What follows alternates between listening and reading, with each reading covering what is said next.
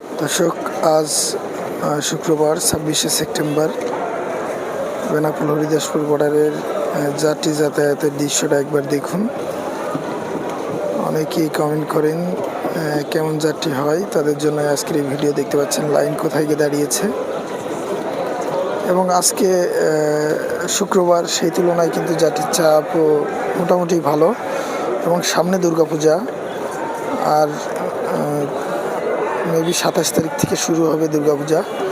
তো আজকে ২৬ তারিখ, আগামীকাল থেকে হয়তো দুর্গাপূজা শুরু হবে, যার কারণে চাপ হতে পারে। তবে বেশিরভাগ যাত্রী দেখলাম ভারতীয় যাত্রী, তারা তাদের নিজ দেশে কিন্তু ফিরে যাচ্ছে।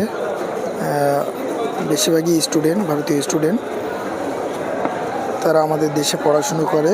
এই পুজোর ছুটিতে কিন্তু তারা তাদের নিজ দেশে ফিরে যাচ্ছে এবং শুধুমাত্র একটু যাত্রীর সিরিয়াল টাইমটা দেখুন যে কী পরিমাণ পাসপোর্ট যাত্রীর চাপ হচ্ছে বেনাপোল বন্দরে, যা অন্যান্য বন্দরে কিন্তু একেবারেই কম।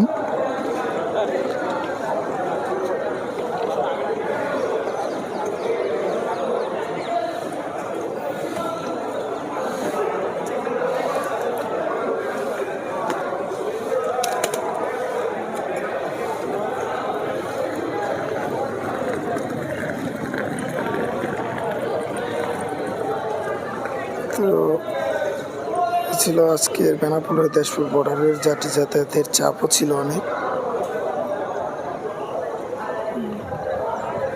এতে করে বোঝা যাচ্ছে যে আগের তুলনায় ভিসা বেড়েছে। ভিসা বাড়ার কারণে কিন্তু যাত্রীর চাপও বেড়েছে।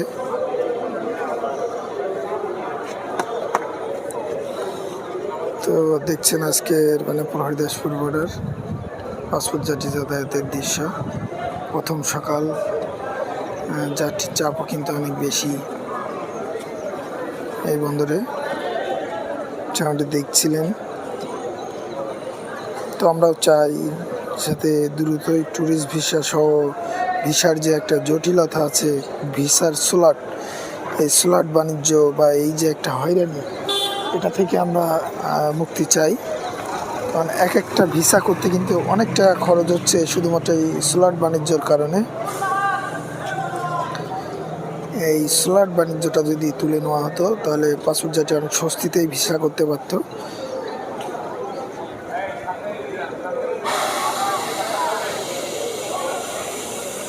তো দর্শক, ভিডিওটি কে কোথা থেকে দেখছেন কমেন্ট করবেন।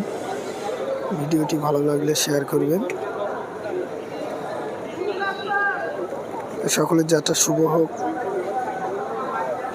সকলের ভ্রমণ শুভ হোক, সকলের মনের আশা পূর্ণ হোক, এই কামনাই করি।